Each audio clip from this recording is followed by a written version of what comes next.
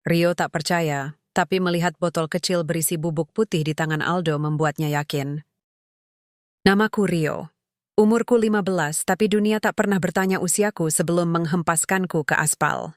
Aku tinggal di bawah jembatan penyeberangan dekat Pasar Senen, Jakarta Pusat, tempat yang orang-orang sebut kampung susu. Bukan karena ada sapi atau peternakan, tapi karena kalau malam tiba, semua anak jalanan seperti kami berkumpul di sana. Minum susu kental manis dicampur air panas dari warung Bu Irma. Itu makanan utama kami. Hangat, murah dan bikin kenyang walau cuma sesaat. Aku bukan anak yang lahir di trotoar. Dulu aku punya rumah. Rumah kecil di pinggir Kali Ciliwung, tempat ayah bekerja sebagai tukang ojek, ibu menjahit baju tetangga, dan aku duduk di bangku SD dengan seragam lusuh tapi bersih. Tapi banjir besar 2 tahun lalu membawa semuanya pergi. Rumah, orang tua, dokumen, bahkan foto keluarga. Aku selamat karena naik ke atap. Tapi pagi harinya, aku sendiri. Tak ada yang mencariku. Tak ada yang peduli. Sejak itu, aku belajar hidup tanpa nama. Tanpa identitas. Hanya Rio, anak jalanan yang bisa menyelinap masuk pasar saat penjaga lengah, yang bisa menemukan makanan dari sisa-sisa restoran, yang tahu kapan polisi ronda dan kapan toko roti buang roti basi. Aku lihai cepat dan hampir tak terlihat, seperti bayangan. Dan kadang, justru karena itulah aku bisa melihat hal-hal yang orang lain lewatkan. Malam ini hujan deras. Langit gelap, awan menggantung rendah, seolah ikut meratapi nasib kota yang tak pernah tidur.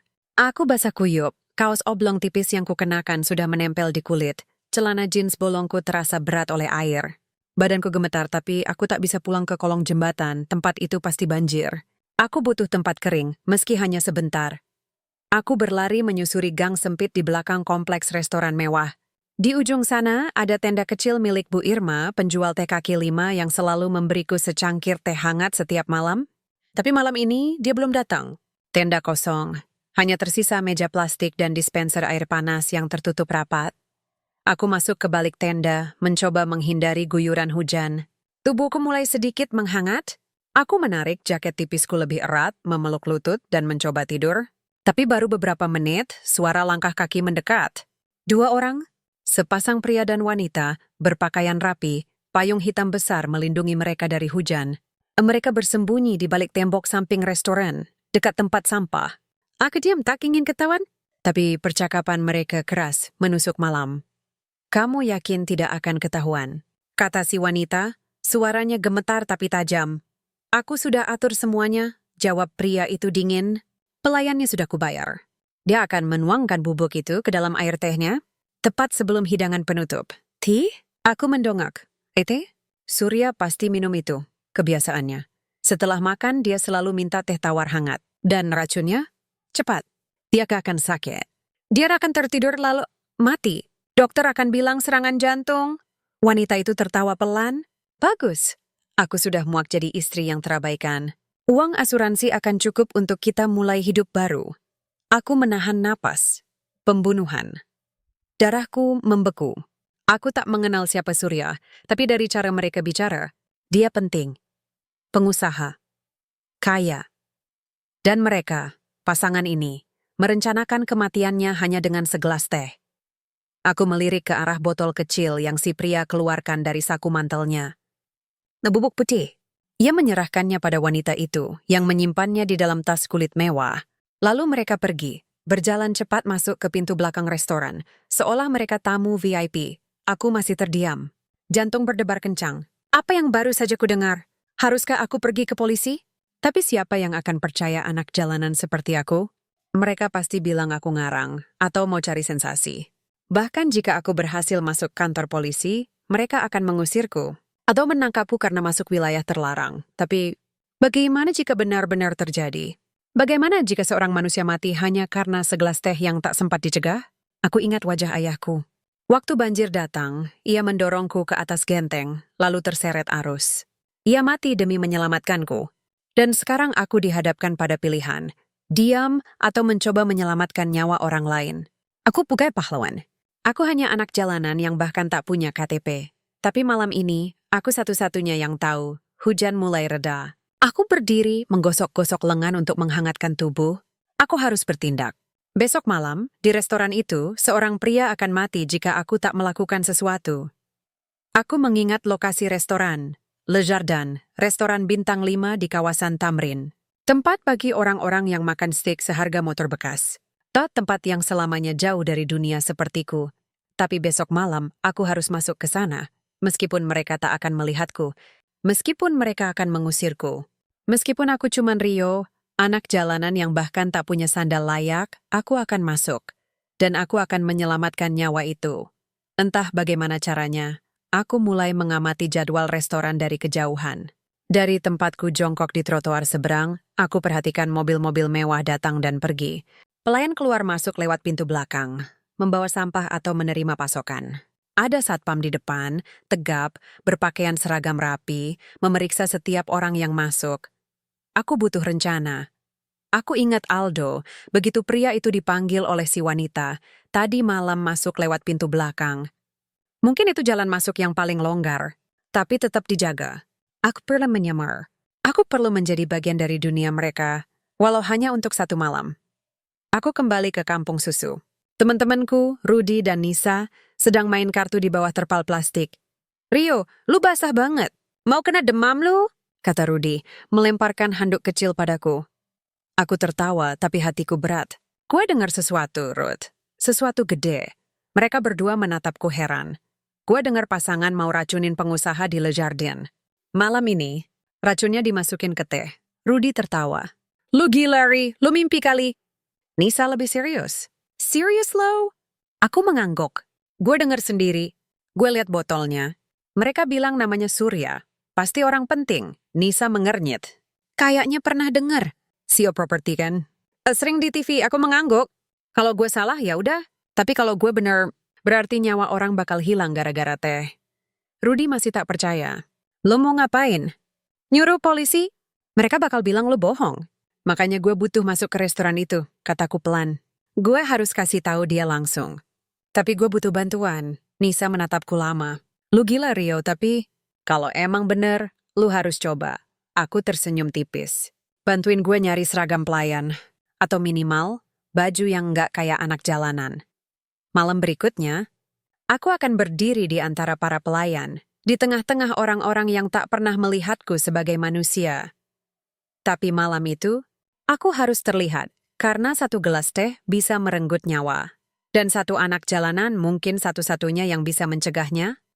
Pagi itu, Jakarta bangkit dengan suara klakson yang memekakan telinga, asap knalpot yang membumbung di udara, dan panas terik yang mulai menjilat aspal. Aku bangun dari balik terpal plastik biru di kampung susu.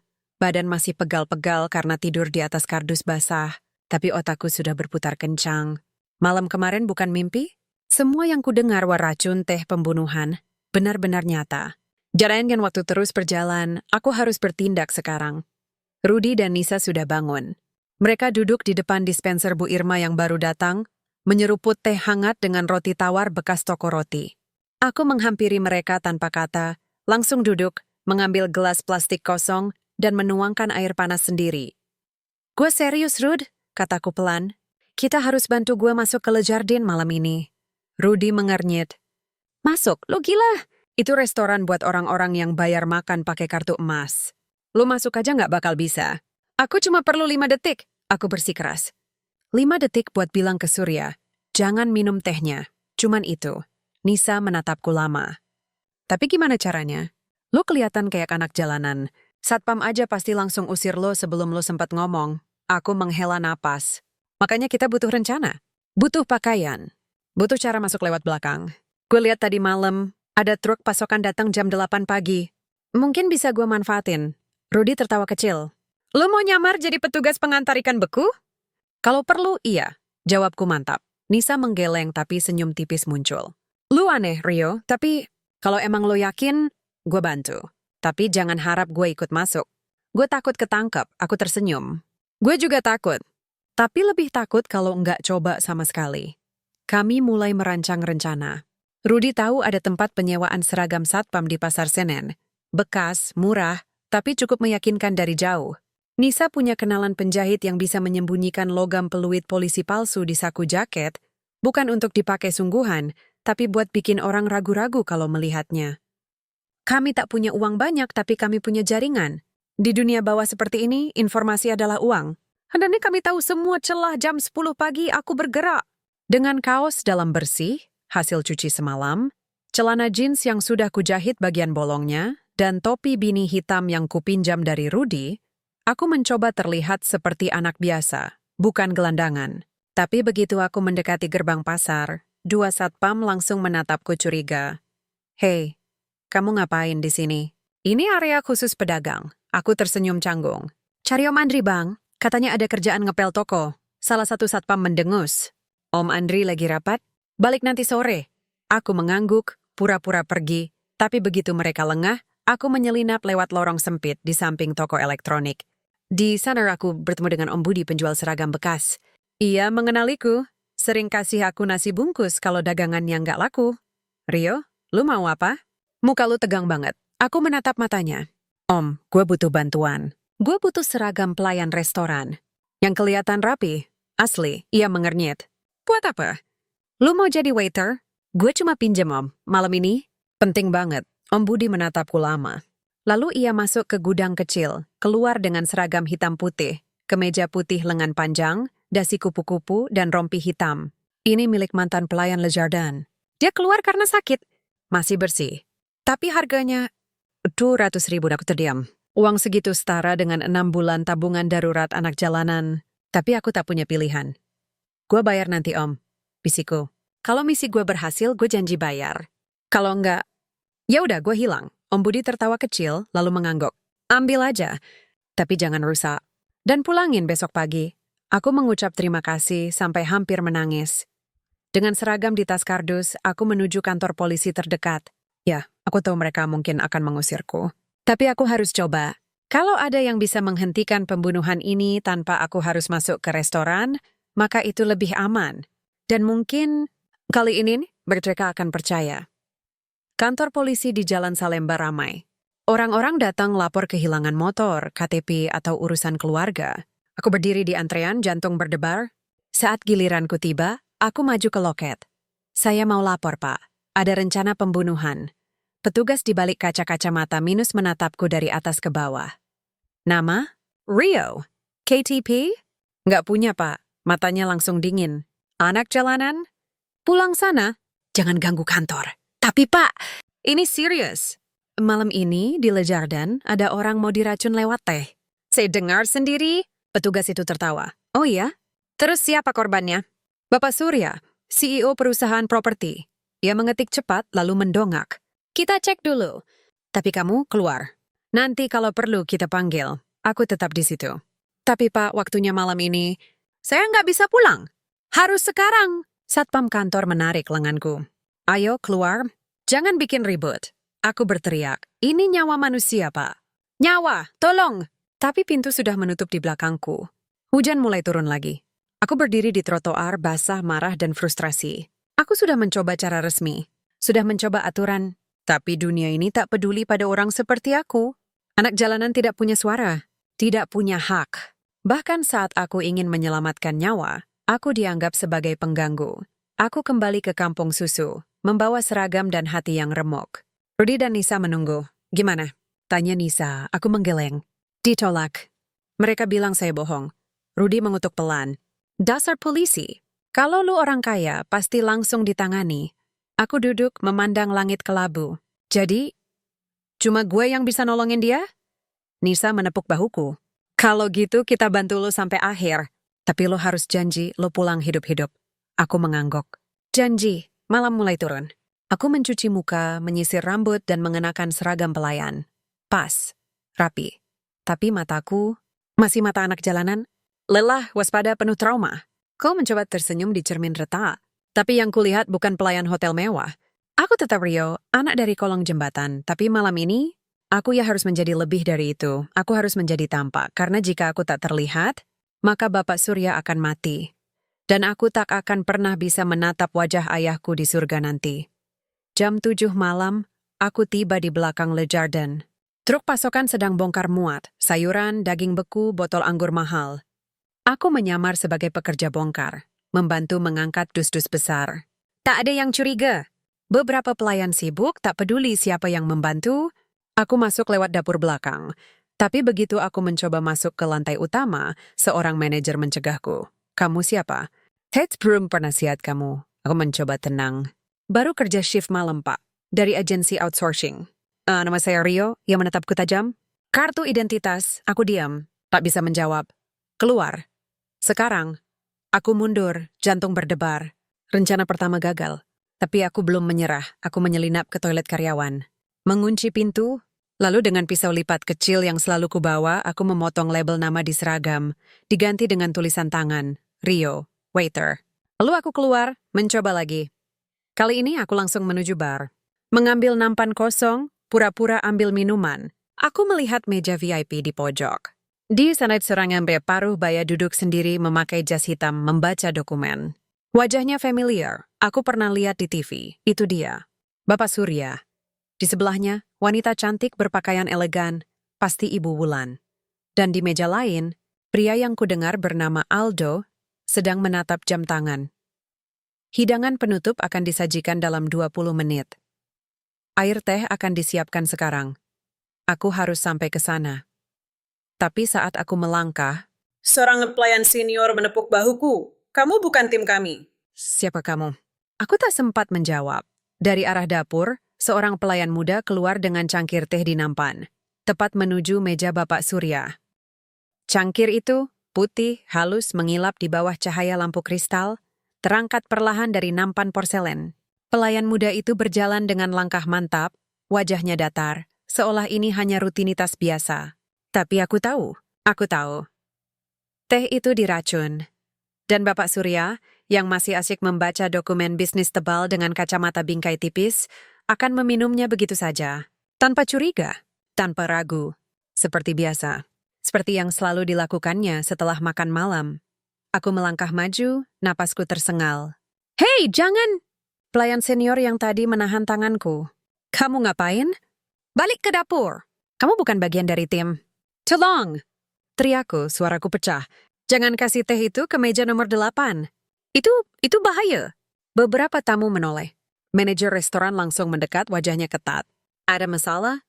Dia nggak punya izin kerja di sini, kata pelayan senior. Mungkin pencuri. Aku menatap mereka, panik. Saya dengar sendiri, pasangan di belakang, Gang. Mereka mau racun dia. Dalam teh. Lihat botolnya. Diam. Bentak manajer. Bawa dia ke belakang. Sekarang. 2 satpam dari dalam restoran langsung mengapitku. Aku menendang, berusaha melepaskan diri, tapi tubuhku kecil dibanding mereka. Saat mereka menyeretku ke arah dapur, aku melihat pelayan muda itu menaruh cangkir teh di depan Bapak Surya. Ia tersenyum sopan. Surya mengangguk, lalu menyentuh gagang cangkir. Aku menjerit sekeras-kerasnya. Jangan minum teh itu! Rakun! Suara gema di ruang makan besar. Semua orang membeku. Beberapa tamu menoleh. Heran. Bapak Surya mengangkat kepala, alisnya terangkat, tapi ia belum minum. Belum. Manajer menjambak rambutku. Cukup, keluar kau. Mereka menyeretku keluar lewat pintu belakang, ke tempat sampah. Hujan mulai turun lagi, dingin menusuk tulang. Aku terjatuh di atas genangan air. Napas memburu, mata berkaca-kaca. Aku gagal, aku benar-benar gagal. Tapi kemudian, dari balik jendela dapur, aku melihat sesuatu. Bapak Surya tidak meminum teh itu, ia hanya menatap cangkirnya, lama. Lalu ia menepuk bahu pelayan muda itu, bertanya sesuatu. Pelayan itu menggeleng, tampak bingung. Surya lalu menggeser cangkir itu ke samping, seperti tak berniat meminumnya sama sekali. Apakah dia curiga? Atau hanya kebetulan? Aku tak tahu. Kisah hal patriarki belum minum. Dan waktu masih ada, namun aku tak bisa kembali masuk. Aku sudah dicap pengganggu. Kalau aku muncul lagi, mereka akan langsung menangkapku. Aku harus mencari cara lain. Aku pulang ke kampung susu dalam keadaan basah, lelah, dan hancur. Rudy dan Nisa menungguku. Gimana? Tanya Nisa pelan. Aku menggeleng. Gue hampir ketemu dia, tapi mereka nggak percaya. Malah nyeret gue keluar. Rudy mendengus. Kayak yang gue bilang, dunia atas nggak pernah dengar suara bawah, tapi Nisa lebih tenang. Tapi kan dia belum minum teh itu, artinya... Peringatan lu sempat nyampe meski cuma lewat teriakan. Aku terdiam. Benar juga. Mungkin teriakanku membuat Surya ragu. Mungkin nalurinya sebagai pebisnis, selalu waspada, membuatnya menunda minum. Atau mungkin Tuhan masih memberiku kesempatan. Tapi besok, apakah rencana pembunuhan akan diulang? Atau mereka akan mencoba cara lain? Aku butuh tahu siapa dalangnya. Siapa yang benar-benar ingin Bapak Surya mati dan Wulan dan Aldo jelas terlibat. Tapi apakah mereka cukup cerdas merencanakan semua ini? Atau ada yang menggerakkan mereka dari bayang-bayang? Keesokan harinya, aku kembali ke sekitar Le Jardin, tapi kali ini bukan untuk masuk. Aku mengintai, mengamati, menjadi bayangan yang tak terlihat, seperti biasa. Di pagi hari, mobil mewah datang, Mercedes hitam mengilap. Turun seorang pria paruh baya, rambut pendek disisir rapi, senyum karismatik, berjabat tangan dengan manajer restoran. Ia dipanggil Pak Danu. Aku mendengar percakapan antara dua pelayan saat istirahat. Pak Danu tuh teman deket Pak Surya, co-founder perusahaan. Katanya mereka bareng-bareng bangun dari nol. Tapi kok kayaknya dia yang lebih sering ngatur segalanya ya? Aduh, jangan bilang apa-apa. Dia orang penting. Bahkan media panggil dia the silent power behind the empire. Aku mengernyit. Teguh dan diam di balik kerajaan. Kedengarannya anggun, tapi kenapa rasanya menyeramkan? Aku mengikuti Danu dari jauh saat ia meninggalkan restoran. Ia masuk ke gedung perkantoran tinggi di seberang jalan, PT Surya Prima Group. Gedung itu megah, marmer putih, petugas keamanan di setiap pintu. Aku tak bisa masuk, tapi aku bisa mengamati. Selama beberapa jam aku duduk di trotoar, pura-pura menjual tisu basah. Aku perhatikan siapa saja yang masuk dan keluar. Dan Danu, ia sangat sering bertemu orang-orang penting. Direktur bank, pejabat, pengacara. Semua terlihat hormat padanya, tapi jarang sekali ia tertawa. Senyumnya selalu terkendali, seolah tiap ekspresi direncanakan. Sore harinya, aku melihat Wulan turun dari taksi di depan gedung. Ia masuk lewat samping, bukan lobi utama. Aku mengikutinya dari jarak aman. Ia masuk ke lift, naik ke lantai 12. 15 menit kemudian, Danu keluar dari kantornya, berjalan cepat ke arah yang sama. Mereka bertemu. Di luar lift, aku menyelinap masuk ke lorong servis. Ada tapakan spanline Bodimbergs dan wujud koridor.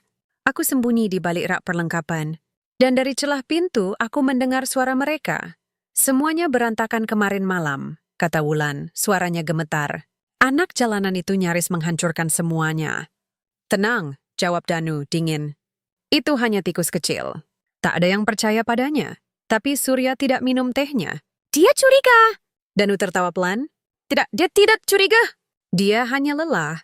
Tapi jangan khawatir. Rencana B sudah siap. Kita akan gunakan dokter pribadinya. Obatnya akan dikemas ulang. Efeknya mirip serangan jantung, alami, tanpa jejak. Aku menahan napas. Ini bukan cuma soal cinta atau dendam. Ini rencana besar. Dan Danu bukan sekadar rekan bisnis. Ia otak dari semuanya. Setelah Surya pergi, lanjut Danu, aku akan ambil alih saham mayoritas. Kamu dapat uang, hidup bebas. Aldo juga. Tapi kamu harus tetap tenang. Jangan kontak Aldo lagi. Terlalu berisiko, Wulan mengangguk. Aku takut, Danu. Aku takut ketahuan. Kalau kamu ikuti semua instruksi, tidak akan ketahuan. Ingat aku yang mengendalikan ini semua? Bukan kamu, bukan Aldo.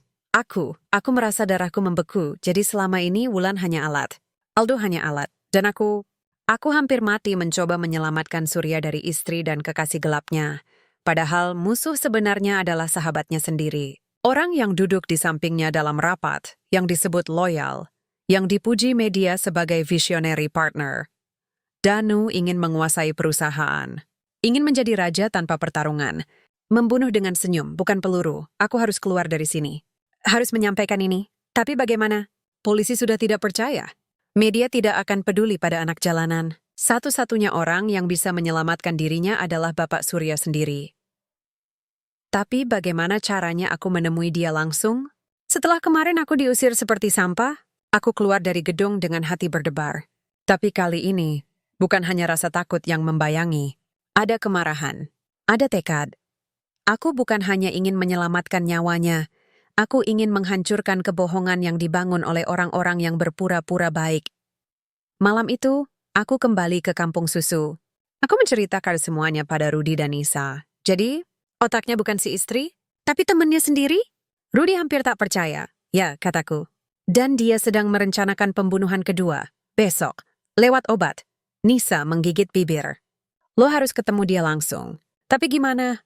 Lo nggak bisa masuk kantor? Lo nggak punya akses. Aku menatap langit malam. Bintang-bintang samar terlihat di balik polusi udara Jakarta. Lalu aku tersenyum tipis. Gue punya ide. Besok Bapak Surya pasti akan pergi ke rumah sakit. Dokter pribadinya janji kontrol rutin. Dan Danu sudah atur semuanya, termasuk obat palsu. Aku menatap mereka. Besok, gue akan menunggu di luar rumah sakit. Dan kali ini, gue mengadakan teriak dari jauh. Kali ini gue akan berdiri tepat di depannya. Dan gue akan bilang, Pak, teman Anda ingin membunuh Anda. Hari ini hujan lagi. Gerimis tipis membasahi trotoar Jakarta, membuat aspal licin dan udara lembab menusuk tulang. Aku duduk di halte tua dekat rumah sakit Mitra Medika, tempat yang kudapat dari obrolan pelayan restoran tadi malam. Mereka bilang Bapak Surya selalu kontrol rutin setiap hari Kamis pagi jam 10. Dokter jantungnya, Dr. Aditya, bahkan sudah menunggu. Dan tentu saja, rencana Danu sudah masuk ke dalam sistem medis. Aku tak bisa masuk ke rumah sakit. Tempat seperti itu lebih ketat dari restoran. Ada petugas penerima tamu, CCTV di mana-mana, dan satpam yang waspada pada siapapun yang penampilannya mencurigakan. Dan aku, kaos lusuh, celana jeans robek di lutut, rambut acak-acakan karena angin basah. Aku pasti langsung ditanya bahkan sebelum sempat melangkah masuk. Tapi aku harus bertemu dia. Langsung, mata ke mata. Karena kali ini, bukan cuman teh yang diracun. Kali ini racunnya akan datang dari dalam, obat yang kelihatan sah, diresepkan oleh dokter, dikemas apotek resmi. Danu sudah mengatur semuanya. Ia bahkan membayar seseorang di bagian farmasi untuk menukar isi botol. 1 pil saja cukup. Efeknya pelan tapi pasti. Dalam 2 hari Surya akan kolaps. Jantung berhenti. Tidak ada yang curiga. Hanya serangan mendadak akibat tekanan kerja tinggi. Dan Danu akan menjadi CEO tunggal PT Surya Prima Group. Aku menatap refleksi wajahku di kaca halte. Hitam kurus mata cekung. Dunia tidak akan percaya pada orang sepertiku. Tapi aku mulai menyadari sesuatu. Mungkin aku bukan hanya perlu dilihat, aku perlu diperdengarkan. Dan untuk itu, aku butuh sesuatu yang tidak bisa diabaikan. Aku butuh bukti. Sejak kemarin, otakku terus bekerja. Aku ingat percakapan Wulan dan Danu di gedung perkantoran. Danu bilang, obatnya akan dikemas ulang. Artinya ada perubahan fisik, label, bentuk pil, atau nomor batch. Kalau aku bisa dapat sampel asli obat Surya, lalu bandingkan dengan yang palsu, mungkin ada celah. Tapi bagaimana caranya? Lalu aku teringat sesuatu, Bu Irma. Ia punya cucu yang dirawat di rumah sakit yang sama. Cucunya, Dinda, sedang menjalani pengobatan jantung sejak bulan lalu. Dan Bu Irma sering ke farmasi untuk ambil obat. Bu, tanyaku pagi tadi. Obat cucu Bu Irma kan dari dokter yang sama kayak Pak Surya. Dr. Aditya? Ia mengangguk. Iya nak, bahkan apoteknya sama. Di lantai dasar. Boleh gue pinjam kemasan obat bekas Dinda? Yang masih ada labelnya? Bu Irma heran. Buat apa? Aku mau lihat bentuk pilnya. Gue penasaran aja. Setelah beberapa rengekan, ia memberiku 1 botol kosong. Masih ada stiker nama pasien, jenis obat, Metoprolol succinate, Papula Polymer, merek dagang Cardiowell. Aku foto dengan HP rusak milik Rudy. Lalu aku amati bentuk pilnya. Oval, biru muda, ada logo cewek kecil di satu sisi. Kalau Danu mengganti obat Surya dengan pil palsu, pasti bentuk atau warnanya berbeda. Atau mungkin tidak ada logo resmi. Dan kalau aku bisa tunjukkan perbedaan itu ke Surya, mungkin ia akan percaya. Tapi bagaimana caranya aku dapat obat Surya yang asli? Jawabannya datang dari Nisa. Rio, gue dengar kemarin sore, ada pembantu dari rumah Pak Surya belanja ke pasar, bawa kantong obat dari apotek Mitra Medika. Aku langsung bangkit. Gue harus temui dia. Pasar tradisional di belakang kompleks elit tempat Surya tinggal adalah tempat yang ramai. Pembantu, driver, penjaga toko, semua bicara keras, tawar-menawar, tertawa. Aku menyelinap masuk, mencari wanita berbaju putih hitam dengan kantong farmasi. Namanya Mbak Tuti. Umurnya sekitar 40, wajahnya lelah, tapi ramah. Ia belanja sayur dan telur. Aku pura-pura bantu angkat barang saat ia kesulitan. Makasih ya, Dek, katanya tersenyum. Sama-sama, Bu. Lagi banyak banget ya obatnya. Ia mengangguk. Iya, Pak Surya lagi stres kerja. Harus minum tiap hari. Aku melihat botol obat di kantong plastik transparan. Cardiowell. sama seperti punyanya Dinda. Aku harus lihat isinya. Bu, boleh lihat bentuk pilnya? Gua kan anak SMA, belajar biologi soal obat-obatan, kataku polos. Ia ragu sebentar, lalu membuka tutup botol, menuangkan satu pil ke tanganku. Aku amati cepat, oval, biru muda. Logo cewek jelas, ini asli, aku kembalikan senyum manis. Terima kasih Bu, mirip banget sama obat nenek gua. Ia tertawa. Iya, semua kardiowel begitu, tapi aku tahu, besok obat yang diberikan ke Surya mungkin tidak akan seperti ini. Dan jika aku bisa menunjukkan perbedaannya, mungkin itu kunci untuk menyelamatkannya. Jam 9 pagi, aku sudah berada di halte depan rumah sakit. Hari ini aku pakai kaos bersih, hasil cuci semalam, celana panjang utuh, dan topi rajut yang menutupi rambut acak-acakan. Aku bawa tas kecil. Di dalamnya ada botol obat kosong punyanya Dinda, HP dengan foto pil, dan secarik kertas tempat aku menulis pesan Pak Surya, obat Anda akan diganti, dalangnya bukan istri Anda, tapi teman Anda.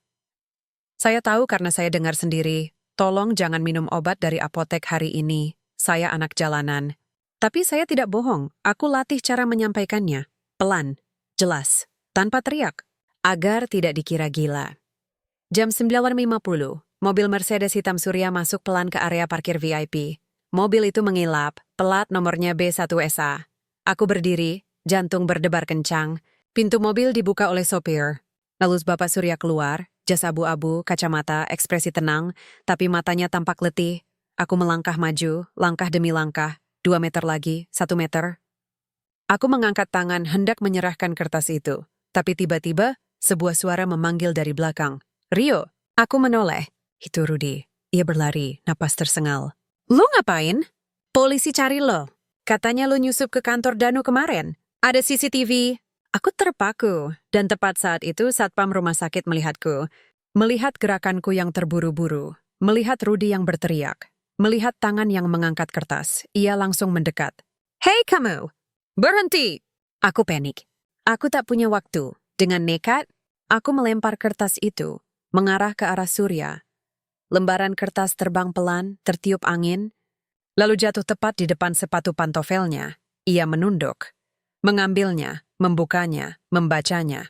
Aku menahan napas. Ia mengernyit.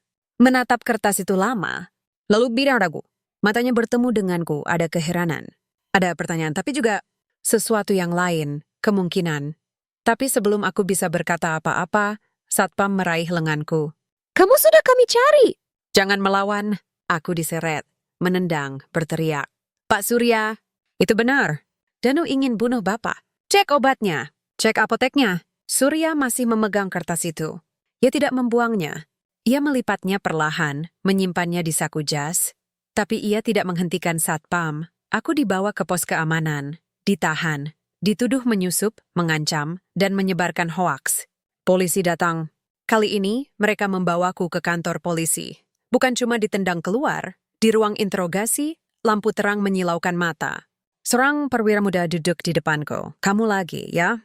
Anak jalanan yang bikin ribut di Le Jardin? Aku mengangguk. Saya tidak bohong, Pak. Ada konspirasi. Pak Danu, rekan bisnis Pak Surya, ingin membunuh dia. Obatnya akan diganti. Saya punya bukti. Itu bawa. Bukti? Apa? Surat cinta dari alam mimpi? Aku menyerahkan HP-ku. Ini foto pil asli. Ini foto kemasan. Kalau obat Pak Surya beda, artinya diganti. Polisi itu menatap layar, lalu mengernyit. Pikirannya, mana bisa dipercaya? Aku hampir menangis. Saya tidak minta apa-apa. Saya cuma mau nyelamatin nyawa orang. Tiba-tiba, pintu ruangan terbuka. Seorang pria berjas masuk. Bukan polisi. Bukan dokter. Itu Pak Danu. Senyumnya lebar. Ramah. Seperti ayah yang datang menjemput anaknya dari sekolah. Ini dia anaknya. Terima kasih, Pak, sudah menangkap dia. Kemarin dia nyusup ke kantor saya, merusak dokumen penting. Kayak sudah laporan. Polisi itu langsung berdiri tegak. Oh, Pak Danu. Maaf, kami belum tahu ini urusan Bapak. Danu menepuk pundakku seolah prihatin. Anak ini mungkin gangguan jiwa, tapi saya akan bawa ke psikiater. Jangan khawatir, aku menatapnya. Matanya dingin, tak ada kebaikan di balik senyum itu. Dan aku tahu, dia bukan datang untuk membantuku. Dia datang untuk memastikan aku tidak akan pernah bicara lagi. Aku terkurung. Dalam ruang sempit, bau disinfektan menusuk hidung, lantai keramik dingin, dan satu lampu neon yang berkedip-berkedip seperti detak jantung orang sekarat. Mereka menahanku di sel tahanan kantor polisi kecil di bilangan Menteng. Bukan penjara besar, tapi cukup untuk membuatku merasa hilang. Tidak ada jendela. Hanya pintu besi, CCTV di sudut, dan suara jeritan para pecandu yang ditangkap razia malam. Danu pergi setelah bicara dengan polisi, meninggalkan senyum puas di wajahnya. Ia bilang akan mengurus aku secara manusiawi. Tapi aku tahu artinya, aku akan menghilang. Dibilang kabur, atau ditemukan tewas dalam tahanan karena overdosis palsu. Dan tidak akan ada yang peduli. Siapa sih Rio? Anak jalanan tanpa nama, tanpa keluarga, tanpa dokumen. Tapi aku masih punya satu harapan. Kertas itu. Kertas yang kulontarkan ke kaki Bapak Surya. Apakah ia membacanya? Apakah siapa menyimpannya? Apakah ia mempercayainya? Atau justru memberikannya pada Danu sebagai bukti bahwa aku gila? Aku tak bisa tidur. Otakku terus memutar ulang semua kejadian. Wulan, Aldo, Danu, obat, teh, teriakan di restoran, kertas yang terbang pelan. Tatapan Surya padaku ada sesuatu di matanya. Bukan kemarahan, bukan ketakutan, tapi keraguan, dan keraguan adalah awal dari kebenaran. Pagi buta, pintu sel terbuka. Seorang yang polisi muda, wajahnya lelah, seragam kusut masuk, kamu dibebaskan, aku terdiam. Apa? Ada yang bayar denda? Dan minta kamu dilepas. Aku bangkit. Siapa? Ia menggeleng. Enggak dikasih tahu. Tapi katanya, penting. Aku keluar dari kantor polisi dengan kaki gemetar. Udara pagi terasa segar, tapi aku tak merasa bebas. Aku merasa diawasi.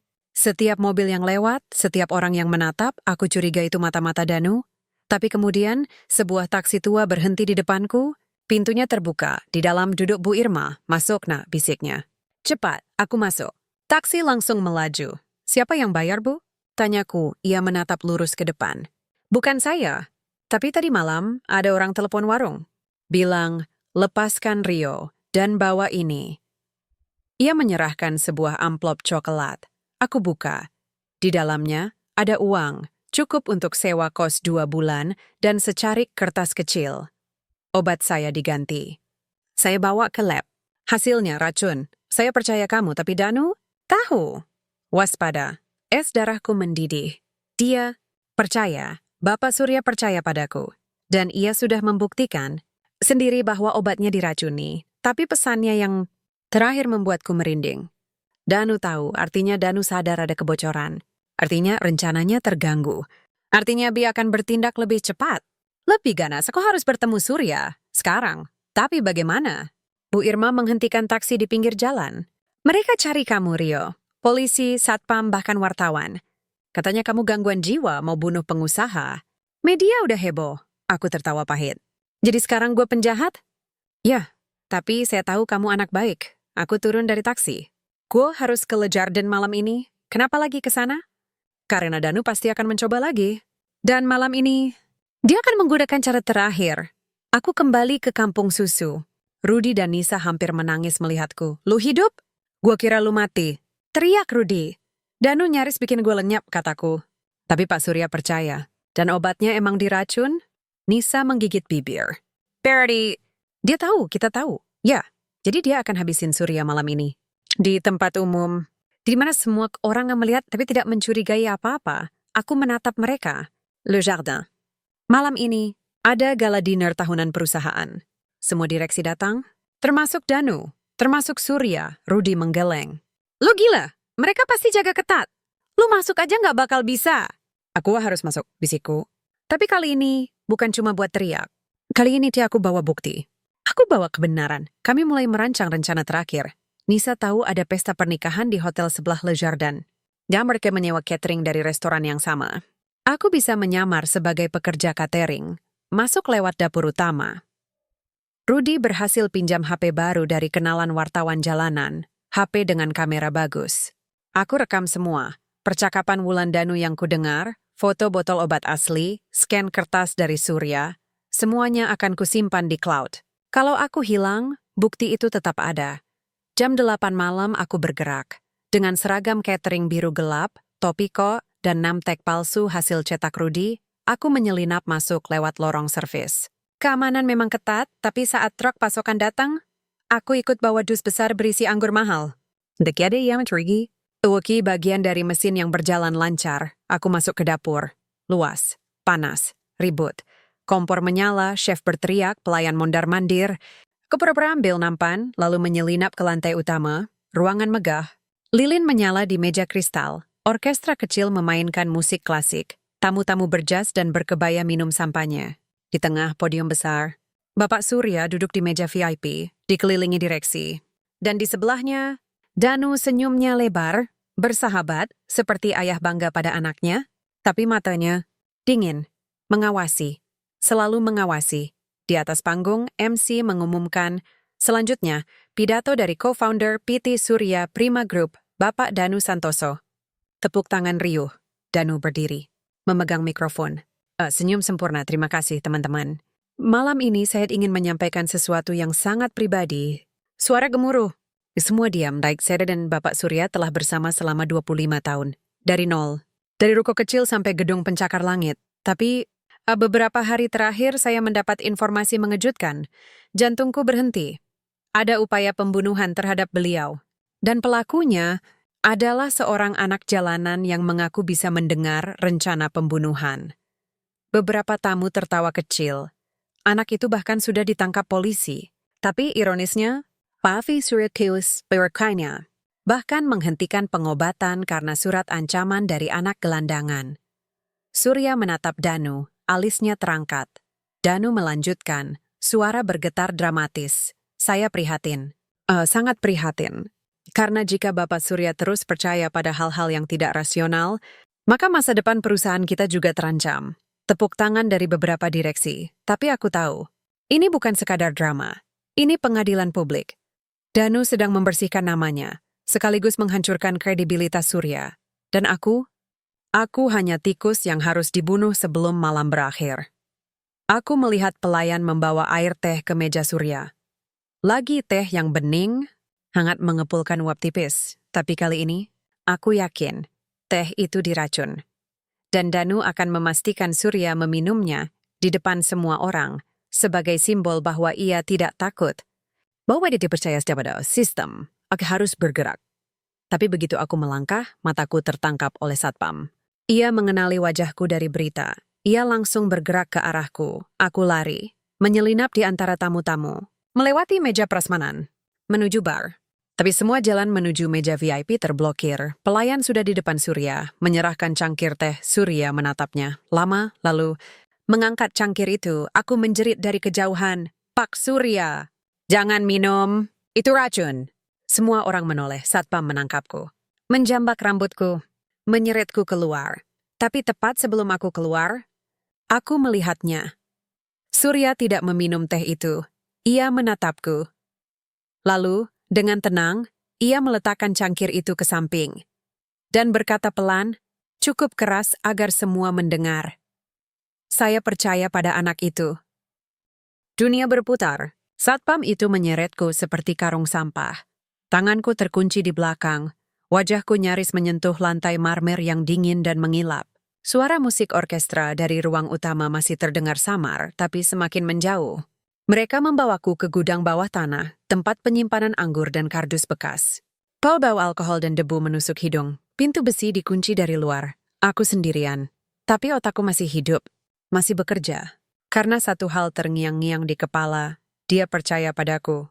Bapak Surya tidak minum teh itu. Dan di depan semua orang, ia mengatakan, saya percaya pada anak itu. Itu bukan sekadar kata-kata. Itu pernyataan perang terhadap Danu, terhadap sistem yang selalu memihak orang kaya dan berkuasa, dan terhadap dunia yang selama ini mengabaikan anak jalanan sepertiku aku. Duduk di atas kotak kayu bekas botol wine, napasku masih tersengal, tapi hatiku panas. Amar di mana dan api yang baru saja dinyalakan. Terka pikir aku akan diam? Pikir aku akan menghilang? Tiatku sudah masuk ke dalam benteng mereka. Sudah melihat wajah palsu Danu. Sudah mendengar kebohongannya di atas panggung. Dan sekarang Bapak Surya tahu, tapi tahu saja tidak cukup. Kita butuh bukti, kita butuh keadilan. Dan aku belum selesai. Aku merogoh saku seragam catering. HP pinjaman dari Rudy masih ada. Mati. Tadi sempat jatuh saat diseret satpam. Tapi aku coba nyalakan. Layar retak, tapi Hidup, baterai 17%. Cukup. Aku buka folder yang sudah kusiapkan, foto pil asli, scan kertas dari Surya, rekaman suara samar dari Gang. Hasil perekaman dengan HP rusak saat pertama kali mendengar Wulan dan Aldo. Semuanya sudah diunggah ke cloud, tapi kalau aku bisa keluar malam ini, aku bisa langsung kirim ke wartawan. Tapi bagaimana caranya keluar? Gudang ini gelap. Hanya ada satu jendela kecil di atas tertutup jeruji besi. Pintunya dikunci rapat. Tapi aku perhatikan, di sudut ada pipa ventilasi sebesar kepalaku. Mungkin menuju dapur atau lorong servis, aku naik ke atas tumpukan peti. Dorong jeruji ventilasi. Karatan, longgar. Dengan nekat, aku dorong lebih keras. Crack. Salah satu baut copot, aku bisa keluar, tapi harus cepat. Kalau mereka sadar aku kabur, mereka akan kunci seluruh gedung. Aku menyelipkan tubuh kecilku ke dalam lubang sempit. Pipa sempit, berdebu, bau lembab, tapi aku merangkak perlahan, pelan-pelan, sampai akhirnya aku keluar di balik lemari pendingin di dapur utama, masih malam. Acara belum selesai, aku lihat jam, pukul 21.48. Acara gala dinner biasanya berakhir jam 23 wow. Artinya Surya masih di sana. Dan Danu pasti belum menyerah. Aku menyelinap keluar dari dapur, menyamar sebagai pekerja yang sedang istirahat. Aku ambil nampan kosong. Pura-pura antar air mineral ke tamu. Tapi mataku terus mencari Surya. Ia masih di meja VIP. Tapi suasana berubah. Ia tidak lagi dikelilingi senyum. Beberapa direksi tampak canggung. Danu duduk di seberang. Wajahnya datar, tapi matanya membara. Aku melihat pelayan membawa makanan penutup. Tiramisu khas Le Jardin. Tapi kali ini, bukan teh yang dibawa setelahnya, melainkan segelas air mineral. Aku mengernyit. Kenapa air? Bukan teh. Lalu aku sadar teh gagal. Sekarang mereka ganti metode air mineral itu tampak biasa. Botol kaca, segel utuh, merek ternama. Tapi siapa yang tahu siapa yang sudah dimasukkan sebelum disegel. Danu pasti sudah mengatur semuanya. Mungkin botol itu diganti dengan yang sudah diracun. Atau racunnya disuntikkan lewat jarum halus sebelum disajikan. Aku harus bertindak. Sekarang. Tapi kali ini, aku tak bisa hanya berteriak. Aku harus mencegah. Aku melihat pelayan muda itu yang tadi membawa teh, mengangkat botol air dengan dua tangan, siap menyajikan ke meja Surya. Aku bergerak, seperti bayangan. Langkahku pelan, tapi cepat. Aku menyusup di antara tamu, menyamarkan diri di balik punggung orang yang sedang berdiri. Sampai aku berada di belakang pelayan itu, ia tak menyadari aku, ulurkan tangan, dan dengan gerakan cepat seperti pencopet yang terlatih, aku menyenggol. Baunya, botol itu terlepas dari nampan. Jatuh, plak, air mineral tumpah di lantai marmer. Botol pecah. Tamu-tamu menoleh. Ustadz itu terkait, hampir menangis. Maaf pak, maaf. Aku mundur perlahan, menyembunyi diri di antara kerumunan. Tapi dari kejauhan, aku melihat Bapak Surya menatapku lagi. Matanya mencariku, lalu ia berdiri. Perlahan, semua diam, ia melihat lantai. Air yang tumpah. Botol pecah, lalu ia menatap Danu. Ada apa dengan air itu? Tanyanya, suara rendah tapi tajam. Kenapa kamu memilih merek itu? Bukankah saya selalu minta Aqua? Danu tersenyum tipis. Ini lebih premium, Pak. Saya rasa Bapak pantas dapat yang terbaik. Surya mengangguk pelan. Tapi kenapa segelnya? Agak longgar? Beberapa tamu mendekat. Salah satu direktur memungut potongan botol. Wah, memang aneh. Segelnya tidak rata. Kayak pernah dibuka, Danu tertawa kecil. Mungkin kesalahan produksi. Tapi Surya tidak tertawa. Ia menatap Danu. Lama. Lalu berkata, cukup keras agar semua mendengar. Saya ingin botol lain. Yang belum dibuka. Dari tangan saya sendiri buka segelnya. Suasana membeku. Danu tersenyum tapi dahinya mulai berkeringat. Tentu pak, tapi stok habis. Mungkin bisa besok. Kalau begitu tahu Tong Surya. Saya tidak minum air malam ini. Ia duduk kembali, tapi yang terjadi selanjutnya membuat darahku mendidih. Danu bangkit. Berjalan ke arahku, aku mundur. Tapi ia sudah melihatku, ia mendekat. Senyumnya tetap manis. Tapi matanya seperti ular yang siap menyergap. Anak muda, katanya pelan, agar hanya aku yang dengar. Kamu pikir kamu pahlawan? Kamu pikir kamu menyelamatkan siapa? Aku menatapnya lurus. Saya menyelamatkan Pak Surya dari pembunuh berwajah sahabat. Ia tertawa kecil. Kamu tidak tahu siapa saya. Saya yang membangun perusahaan ini. Saya yang mengatur uangnya. I just in being where they are. Dan kau, Kamu cuma sampah yang berani bicara lebih dari tempatmu. Aku tak gentar. Tapi saya yang dengar rencana Anda. Saya yang lihat obatnya diganti. Saya yang tahu Wulan dan Aldo cuma boneka. Senyum Danu menghilang. Ia menarik lenganku, membawaku ke koridor belakang. Gelap, sunyi. Kamu mau mati ya? Bisiknya. Ingin tahu rasanya tenggelam di Sungai Ciliwung seperti orang tuamu? Karena saya bisa atur itu. Malam ini juga, darahku membeku. Bagaimana dia tahu soal orang tua saya? Tapi sebelum aku sempat menjawab, suara langkah kaki mendekat, lampu koridor menyala. Itu Bapak Surya, berdiri di ujung lorong. Dengan 2 satpam pribadinya, ia menatap Danu. Dingin, lepaskan dia, katanya. Danu melepaskanku, tersenyum lagi. Hanya ngobrol, Pak. Anak ini lucu. Penggemar berat Bapak. Surya tidak percaya. Ia melangkah maju. Saya sudah perintahkan laboratorium untuk tes semua barang yang disentuh Anda hari ini. Obat, air, bahkan pena yang Anda pinjamkan tadi. Dan saya yakin, kita akan menemukan sesuatu. Danu tertawa. Silakan, Pak. Saya bersih. Saya selalu bersih. Tapi matanya gemetar. Surya menatapku. Kamu baik-baik saja. Aku mengangguk. Sulit bicara. Ia lalu berkata, cukup keras. Mulai malam ini, Pak Danu, Anda dinonaktifkan dari semua jabatan operasional. Semua akses ke sistem dan dokumen dicabut. Investigasi internal akan dimulai besok pagi. Ruangan sunyi, beberapa tamu yang mengikuti. Tercengang. Danu tersenyum, tapi tubuhnya kaku. Baik, Pak, saya hormati keputusan Bapak. Tapi saya yakin, Anda akan menyetir. Ia berbalik berjalan pergi. Tapi sebelum menghilang di balik pintu, ia menatapku sekali lagi dan mengedipkan mata. Seolah berkata, ini belum selesai, aku dibawa ke mobil Surya. Ia duduk di sampingku. Nama kamu Rio ya? Aku mengangguk. Kamu tahu, selama ini saya pikir uang dan kekuasaan bisa melindungi saya dari segalanya, katanya pelan. Tapi ternyata yang menyelamatkan saya adalah anak yang tidak punya apa-apa. Tapi punya hati, aku menunduk. Abius bisa bicara. Besok saya akan bawa semua bukti ke polisi.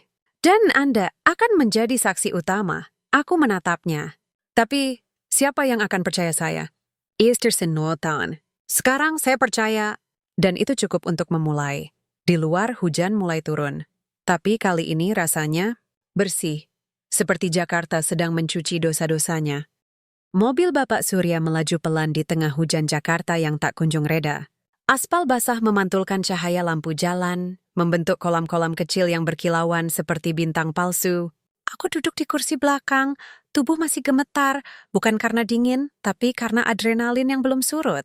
Di sampingku, tas kardus kecil berisi HP, kertas dari Surya, dan foto-foto bukti, segala sesuatu yang mungkin bisa menyelamatkan nyawaku.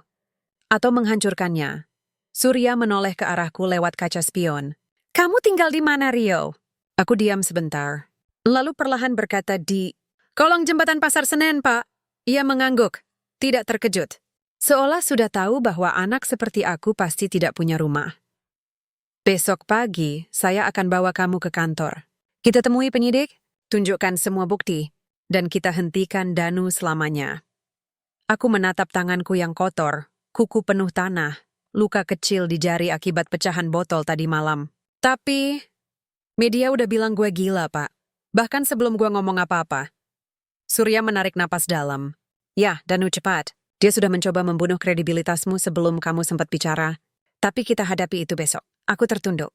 Kalau mereka tetap nggak percaya, kalau polisi malah nangkap gue lagi, kalau itu terjadi, katanya tegas, saya akan rekam pernyataan langsung.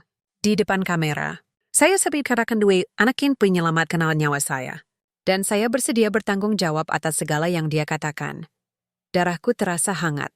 Orang seperti Bapak Surya, orang kaya, CEO besar, wajahnya sering disampul majalah bisnis, rela mempertaruhkan reputasinya demi anak jalanan sepertiku?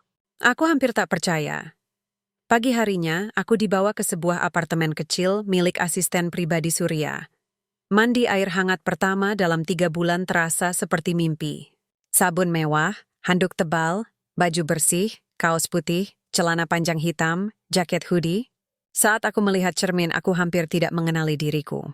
Rambut rapi, wajah bersih, mata tidak lagi sembab oleh debu dan lelah. Tapi yang paling aneh, aku merasa asing, bukan lagi Rio si bayangan. Tapi seseorang yang bisa dilihat, dan aku takut. Karena ketika orang mulai melihatmu, mereka juga bisa menghancurkanmu lebih dalam. Jam 10 pagi, kami tiba di kantor polisi wilayah Jakarta Pusat. Bukan kantor kecil tempat aku ditahan dulu, tapi gedung besar dengan lobi marmer dan petugas berseragam rapi. Kami langsung diantar ke ruang penyidik utama, Komisaris Adi Wijaya, mantan direktur reserse yang dikenal tegas dan bersih dari korupsi.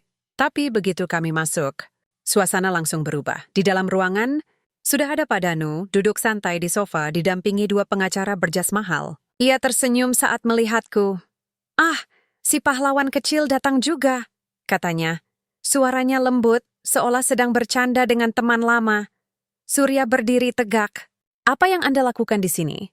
Salah satu pengacara angkat bicara. "Klien kami datang untuk melapor, Pak Surya, tentang upaya fitnah dan pencemaran nama baik yang dilakukan oleh anak ini." Dia menunjuk ke arahku. "Dan juga oleh Bapak sendiri, karena menyebarkan tuduhan tanpa dasar terhadap rekan bisnis." Komisaris Adhi mengangkat alis. "Silakan duduk. Kita bahas secara damai." Aku duduk di samping Surya, jantung berdebar. Aku pegang HP erat-erat. Surya membuka pembicaraan. "Saya membawa bukti konkret. Tes laboratorium dari obat saya.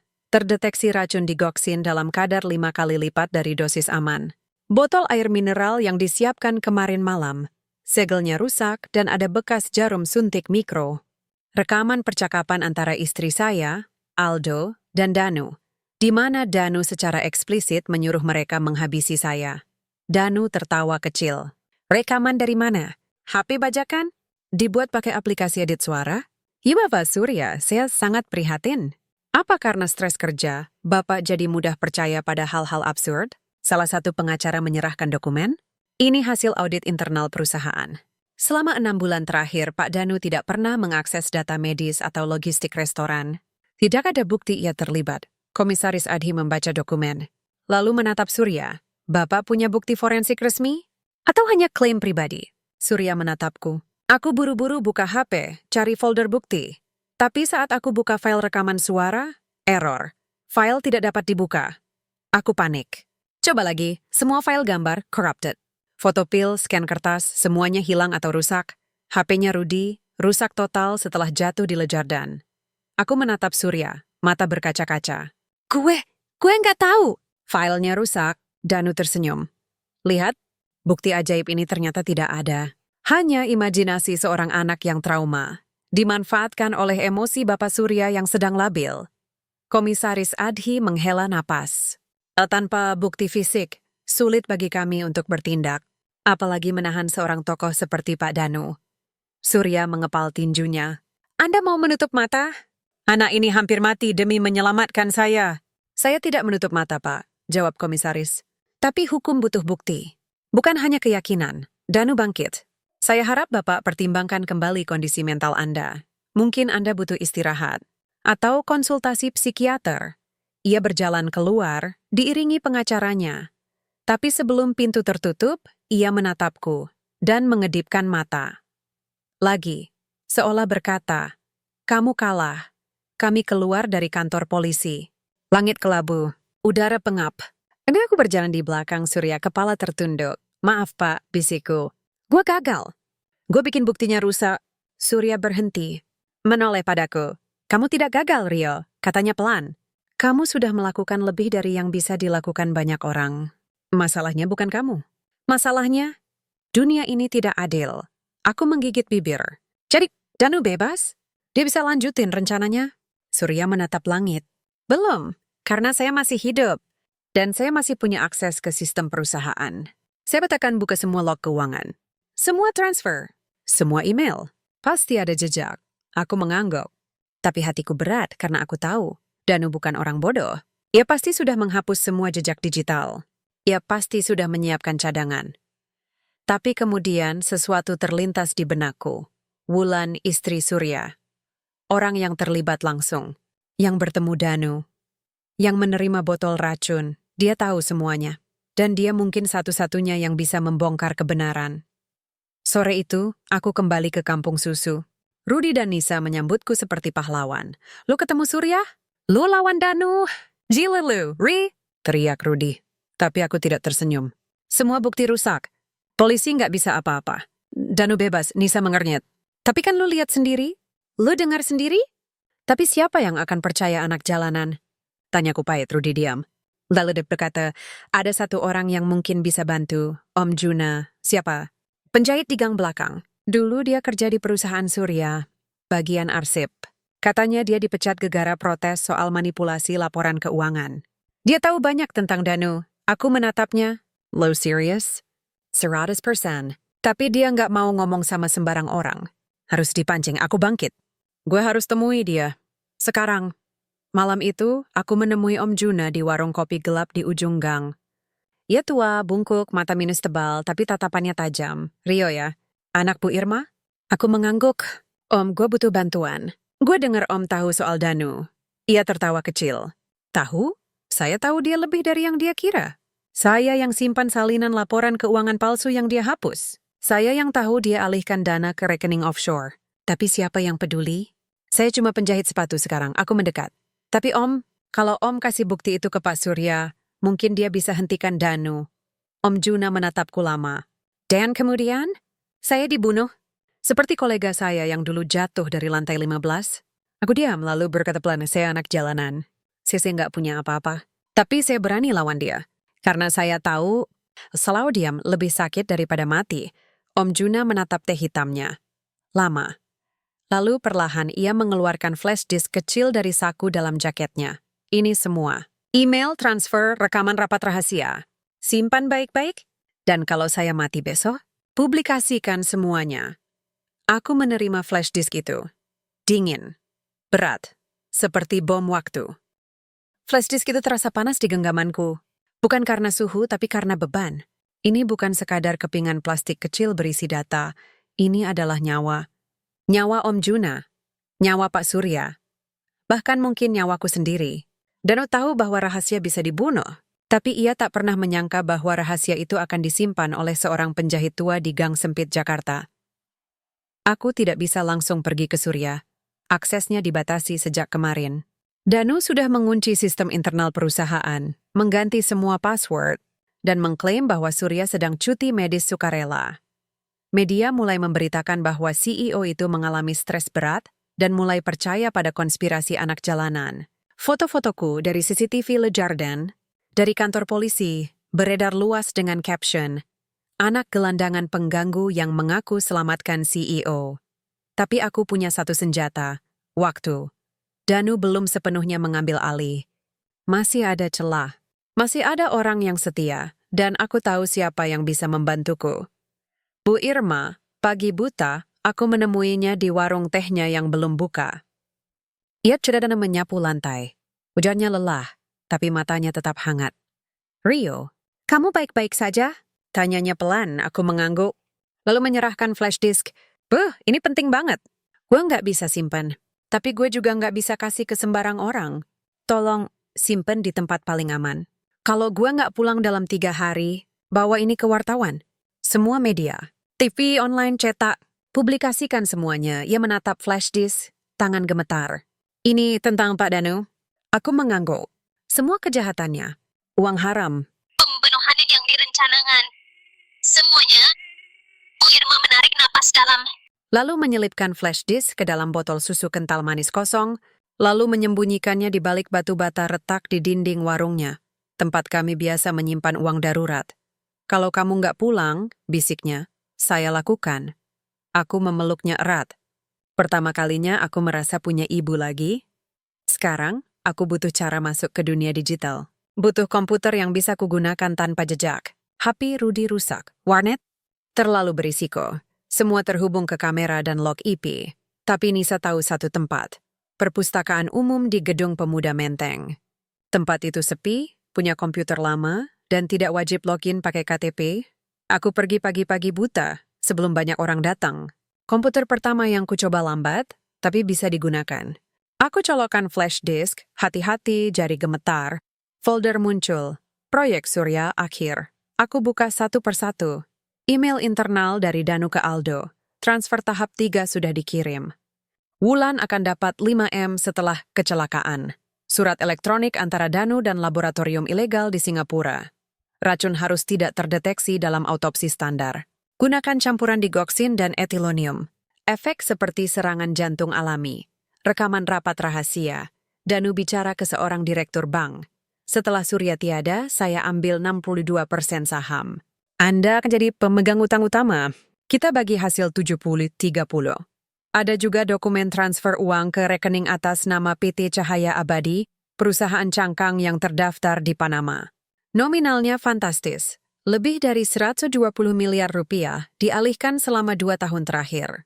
Tapi yang paling menohok? Salinan surat wasiat palsu atas nama Surya, ditandatangani secara digital, tanggal 2 minggu lalu, yang mewariskan seluruh aset kepada Danu sebagai rekan terpercaya, dengan alasan istri tidak lagi layak secara moral, Danu bahkan sudah siapkan segalanya sebelum pembunuhan terjadi.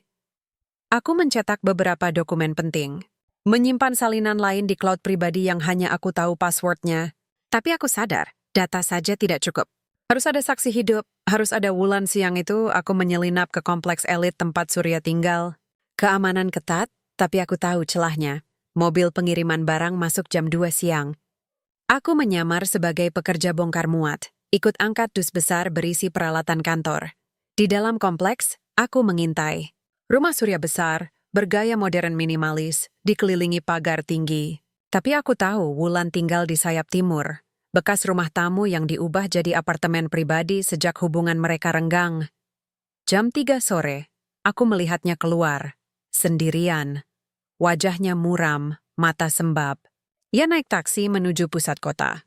Aku ikuti dari jauh, naik ojek pangkalan.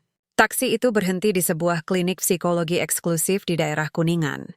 Aku tunggu di halte seberang jalan. 2 jam kemudian, ia keluar. Langkahnya pelan. Ia menangis. Aku mendekat. Bu Wulan, panggilku pelan. Ia menoleh, mengejap. Kamu anak dari restoran itu? Aku mengangguk. Saya Rio. Ia menatapku curiga. Apa maumu? Ayah Anda mau dibunuh. Dan Anda tahu siapa pelakunya sebenarnya? Wulan tertawa getir. Saya sudah dikorbankan. Aldo kabur. Danu bilang dia akan bantu saya, tapi sekarang dia menghilang. Polisi menganggap saya pelaku utama. Karena Danu menjadikan ibu alat, kataku, dia manipulasi ibu. Dia janji uang kebebasan hidup baru. Tapi sekarang, begitu rencana hampir gagal, dia buang ibu. Wulan diam. Air mata mengalir. Saya punya bukti, lanjutku. Email, transfer, rekaman. Semuanya menunjukkan Danu dalangnya. Tapi butuh saksi hidup. Butuh ibu yang bicara. Ia menggeleng. Saya takut. Dia bisa apa saja. Dia bunuh saya kapan saja. Tapi kalau ibu diam, bisikku, Bapak Surya akan mati. Dan semua yang ibu perjuangkan, uang, kebebasan, masa depan akan jatuh ke tangan orang yang tidak pernah menghargai ibu. Wulan menatap langit, lama, lalu berkata, suara pecah, saya rekam percakapan saya dengan Danu, di mobil. Saat dia bilang, jika kamu bicara, aku pastikan anakmu tidak lulus sekolah. Aku menahan napas. Simpan di mana? Di tasnya, HP pribadi. Masih ada. Aku membantunya menyimpan file itu ke cloud, menggunakan jaringan Wi-Fi cafe dekat klinik. Lalu aku rekam pernyataan singkat darinya. Nama saya Wulan Suryaningrum. Saya istri Bapak Surya. Saya terlibat dalam rencana pembunuhan atas suami saya karena dipaksa oleh Danu Santoso. Ia mengancam saya, memanfaatkan kelemahan saya, dan menggunakan saya sebagai tameng. Saya menyesal, tapi saya ingin kebenaran terungkap. Selesai. Tapi tepat saat kami keluar dari kafe, sebuah mobil hitam berhenti di depan kami. Kaca jendela turun. Di dalam, duduk Aldo. Wajahnya pucat. Matanya liar. Wulan, tolong, aku butuh uang. Danu tidak bayar. Aku dikejar-kejar. Aku langsung waspada, tapi Wulan maju. Kamu jual saya, Aldo. Kamu biarkan saya disalahkan. Aldo menatapku. Anak ini, dia yang bikin rencana kita hancur. Ia keluar dari mobil, mendekat. Aku mundur, menarik Wulan. Tapi sebelum Aldo sempat menyentuh kami, sirene polisi meraung. 2 mobil patroli datang dari arah berlawanan. Aldo panik, kabur. Tapi tidak sempat. Ditembak netralisir. Ditangkap polisi turun. Salah satunya Komisaris Adhit. Ia menatapku. Lalu Wulan, kita perlu bicara, katanya. Sekarang, kantor polisi kembali. Tapi kali ini, suasana berbeda. Kali ini, kami yang datang membawa bukti. Komisaris Adhi tidak menyuruhku duduk di sel atau ruang interogasi sempit. Ia membawaku ke ruang rapat besar, dengan meja panjang, layar proyektor, dan tim forensik digital yang langsung memeriksa flash disk dari Om Juna serta file rekaman Wulan. Aldo sudah ditahan, sedang diperiksa terpisah, dan Wulan duduk di sampingku, wajahnya lelah tapi tegar. Untuk pertama kalinya, ia tidak lagi bersembunyi. Komisaris menatap layar. Dokumen demi dokumen terbuka. Transfer uang, email, surat wasiat palsu, rekaman suara antara Danu dan Laboratorium Singapura. Ini sangat lengkap, gumamnya. Terlalu lengkap untuk rekayasa. Aku mengangguk. Om Juna simpan semua ini karena dia tahu suatu hari nanti kebenaran harus keluar. Adi menatapku lama. Kenapa kamu tidak langsung bawa ini kemarin? Karena HP gue rusak, dan gue nggak percaya siapa-siapa. Tapi sekarang, semua bukti udah aman, di cloud, di warung Bu Irma. Bahkan kalau gue mati, orang-orang tetap bisa lihat. Wajah komisaris mengeras. Ia bangkit. Saya akan memerintahkan penangkapan segera. Tapi Danu bukan orang biasa. Dia punya pengacara, pengaruh, bahkan mungkin intel di dalam institusi ini. Kita harus cepat. Dan diam-diam. Pukul 16.30, operasi dimulai. Tim khusus polisi bersiap di luar gedung PT Surya Prima Group. Tempat Danu biasanya bekerja hingga malam. Tapi ada masalah, Danu tidak masuk hari ini. Iki dikabarkan sakit. Berada di rumahnya, sebuah villa mewah di puncak. Dia kabur, kata salah satu anggota tim. Atau pura-pura kabur biar kita kesulitan. Komisaris Adhi mengambil keputusan. Kita geledah kantor dulu. Mungkin ada jejak terakhir. Dan kita pantau semua akses keluar Jakarta. Aku ikut masuk ke gedung bersama Surya, yang akhirnya dibebaskan dari cuti medis setelah melihat bukti-bukti ini. Ia kembali sebagai CEO sah dengan hak penuh atas sistem perusahaan. Kami naik ke lantai 12. Kantor pribadi Danu. Ruangan itu luas, elegan, penuh lukisan mahal dan rak buku kayu jati. Tapi yang menarik perhatianku adalah brankas digital di balik lukisan abstrak. Passwordnya? Tanya Surya pada asisten IT, belum bisa dibuka. Enkripsi tingkat tinggi, aku mendekat, melihat detail brankas. Ada colokan USB kecil di sampingnya. Untuk key token. Pasti ada cadangannya, bisikku. Kami geledah meja, laci, bahkan plafon. Hingga akhirnya, di balik ventilasi AC, aku menemukan kepingan logam tipis. Key token berbentuk kartu. Kami colokan, brankas terbuka. Di dalamnya, paspor palsu atas nama Darmawan Setia di tiket pesawat one way ke Macau. Besok pagi jam 6.06 sound flash disk berlabel Final Transition dan sebuah pistol semi-otomatis, bersih, siap pakai. Surya menatap semuanya, wajahnya dingin. Dia kode rencanakan pelarian sejak awal. Komisaris Adhi mengangkat radio. Tembakan kode merah, tangkap Danu Santoso. Status buron. Malam itu, polisi menggerebek villa puncak. Tapi Danu tidak ada. Ia kabur. Tapi bukan lewat udara, melainkan kembali ke Jakarta dan menuju satu tempat, gedung PT Surya Prima Group. Pada pukul 22.45, CCTV menangkap sosok pria berjas hitam menyelinap masuk lewat pintu darurat. Wajahnya tertutup hoodie, tapi posturnya tegak, percaya diri, tak salah lagi. Danu dan ia bukan kabur. Ia kembali untuk menghancurkan segalanya, untuk menghapus server. Menghancurkan arsip, memastikan tidak ada bukti yang tersisa, dan mungkin untuk bertemu Surya. Sekali terakhir. Sebagai pemenang, Surya memutuskan untuk kembali ke kantor. Aku harus hadapi dia, katanya. Aku yang membangun dunia ini bersamanya. Aku yang harus mengakhiri, aku ingin ikut. Tapi komisaris melarang. Terlalu berbahaya. Dia bersenjat, tapi Surya menatapku. Rio sudah lebih dari sekali menyelamatkan saya. Biarkan dia datang. Dia bagian dari ini. Kami masuk diam-diam. Tim polisi standby di luar, siap menyerbu jika diperlukan. Kami masuk lewat tangga darurat, jalan yang sama yang digunakan Danu. Lantai 12 gelap. Hanya lampu darurat yang menyala. Di ujung koridor, pintu kantor Danu terbuka. Di dalam, lampu redup. Server utama berkedip. Danu sedang memasukkan virus penghapus data ke sistem inti. Ia mendengar langkah kami. Berbalik, senyumnya kembali. Dingin, karismatik, Surya. Kau datang. Bagus. Aku ingin kau melihat saat kerajaanmu runtuh. Surya maju. Kamu bukan temanku, Danu. Kamu hanya parasit yang hidup dari bayanganku. Danu tertawa. Parasite? Aku yang membuat perusahaan ini efisien. Aku yang ambil risiko. Aku yang rela kotor tangan. Kamu cuma figur publik. Pahlawan rakyat yang tak pernah tahu arti uang sebenarnya. Uang bukan segalanya, kata Surya. Tapi integritas adalah harga diri. Danu mengangkat pistol. Menunjuk Surya. Harga diri? Itu omong kosong orang lemah. Dunia ini milik yang berani ambil. Dan malam ini, aku ambil semuanya. Aku melompat dari balik sofa. Jangan! Teriakku Danu menoleh. Terkejut. Dalam sekejap, aku melempar botol air mineral yang kubawa mengenai tangannya. Pistol terlepas, terpental ke sudut ruangan. Surya langsung menerjang, menjatuhkannya. Mereka bergulat. Meja terguling. Kaca pecah. Aku mencari pistol. Tapi Danu lebih cepat. Meraihnya dari bawah meja, menodongkan ke arahku. Kamu, anak jalanan, kamu pikir kamu bisa menghentikan saya? Aku berdiri, tidak mundur. Gue cuman anak jalanan, Pak. Gue nggak punya uang, nggak punya jabatan, nggak punya masa depan. Tapi gue punya satu hal yang Bapak nggak punya. Danu mendengus. Apa, Sinta? Kasihan? Aku menatap matanya. Hati. Dan tepat saat itu sirene polisi meraung. Lampu utama menyala. Tim khusus masuk dari semua sisi. Danu menatapku. Lalu tertawa. Panjang, getir, seperti orang yang baru sadar bahwa segalanya sia-sia. Kamu menang. Untuk sekarang, bisiknya. Tapi dunia ini tetap milik yang kuat.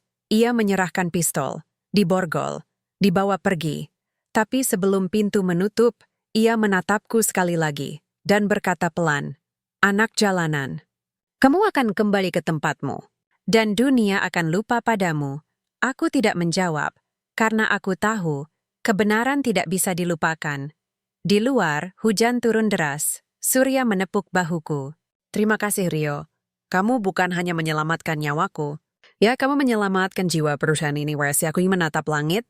Air hujan membasahi wajahku. Untuk pertama kalinya aku merasa dilihat. Benar-benar dilihat. Bukan sebagai sampah. Bukan sebagai gangguan, tapi sebagai manusia. Hari itu Jakarta terasa berbeda. Langit biru cerah tanpa asap polusi tebal yang biasa menyelimuti kota. Angin sepoi-sepoi membawa aroma bunga dari taman kota yang baru direvitalisasi. Di layar TV besar di pusat perbelanjaan, wajahku muncul, tapi bukan lagi dengan caption anak gelandangan gila. Kali ini tertulis, Rio, anak jalanan yang mengguncang dunia elit, pahlawan yang menyelamatkan nyawa CEO dan membongkar konspirasi bisnis terbesar tahun ini. Aku duduk di bangku taman dekat balai kota, memandangi secangkir teh hangat yang baru saja dibelikan Bu Irma. Ia duduk di sampingku, tersenyum lebar, matanya berkaca-kaca. Lihat. Nah, bisiknya. Semua orang akhirnya lihat kamu. Aku mengangguk pelan. Mari Mersuit percaya. 2 minggu setelah penangkapan Danu, dunia berubah begitu cepat. Danu diadili secara terbuka.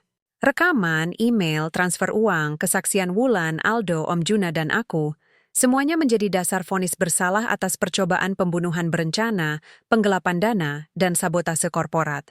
Ia dihukum 20 tahun penjara tanpa masa percobaan.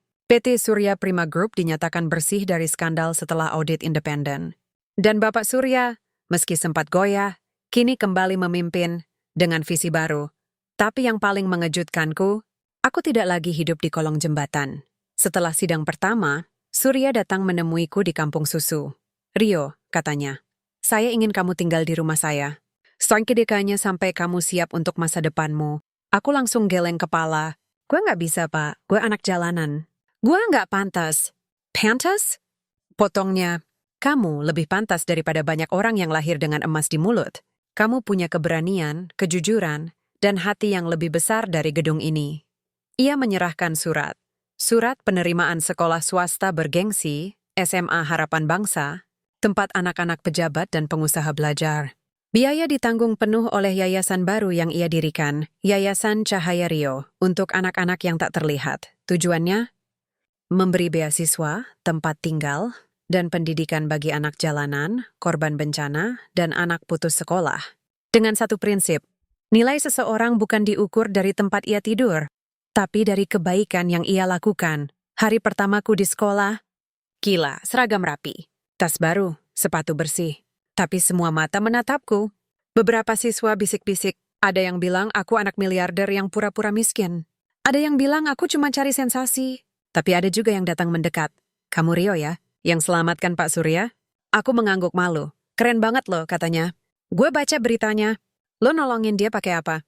Hanya kata-kata? Aku tersenyum tipis. Cuma secangkir teh. Dan sedikit nekat. Sejak hari itu, aku mulai belajar sungguhan. Matematika, bahasa Indonesia, sejarah, teknologi, semuanya asing bagiku. Sebenarnya aku tidak menyerah. Aku belajar sampai larut malam. Guru-guru sabar. Beberapa teman membantuku. Bahkan Rudi dan Nisa kini ikut program pelatihan kerja dari Yayasan Cahaya Rio. Rudi jadi tukang parkir resmi di pasar. Nisa masuk pelatihan menjahit. Mereka belum keluar dari jalanan sepenuhnya, tapi setidaknya punya harapan. Beberapa bulan kemudian, Bapak Surya mengajakku ke acara amal besar di Le Jardin, tempat semua ini dimulai.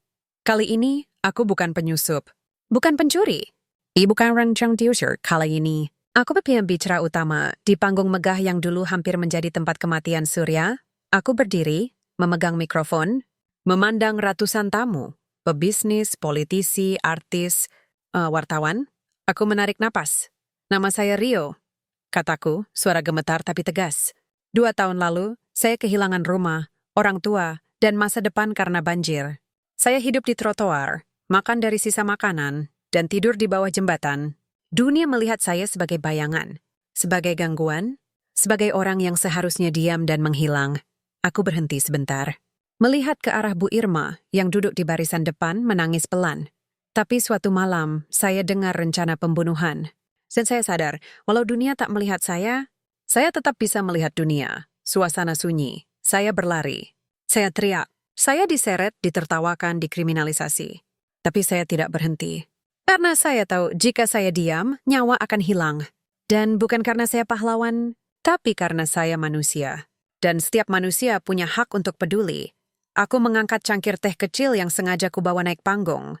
Inilah awalnya. Segelir air teh yang hampir merenggut nyawa. Tapi kini, ini adalah simbol. Aku menunjuk ke arah dapur restoran, di mana puluhan anak jalanan dari yayasan sedang dilatih menjadi pelayan, koki, dan manajer muda. 1 gelas teh bisa membunuh, tapi 1 gelas teh juga bisa membuka pintu. Untuk pendidikan, untuk harapan, untuk perubahan, aku meneguk teh itu, dan seluruh ruangan meledak dalam tepuk tangan, bahkan beberapa orang menangis, termasuk Bapak Surya. Malam itu, aku kembali ke warung Bu Irma Langit Hitam. Bintang jarang terlihat karena polusi cahaya, tapi hatiku terang. Aku duduk di kursi plastik favoritku, minum teh susu seperti dulu. Tapi kali ini, bukan karena butuh kehangatan. Kali ini karena aku rindu pada tempat yang membuatku tetap rendah hati. Bu Irma menatapku. Nah, kamu udah jadi besar. Tapi kamu masih anak saya, aku tersenyum. Dan ibu. Tetap ibu saya. Kami duduk dalam hening. Hanya suara klakson dan deru motor yang memecah malam. Lalu Bu Irma berkata pelan, kamu tahu Rio, kadang hal terkecil yang bisa mengubah segalanya. Aku menatap cangkir kosong di tanganku. Ya Bu, 1 gelas teh.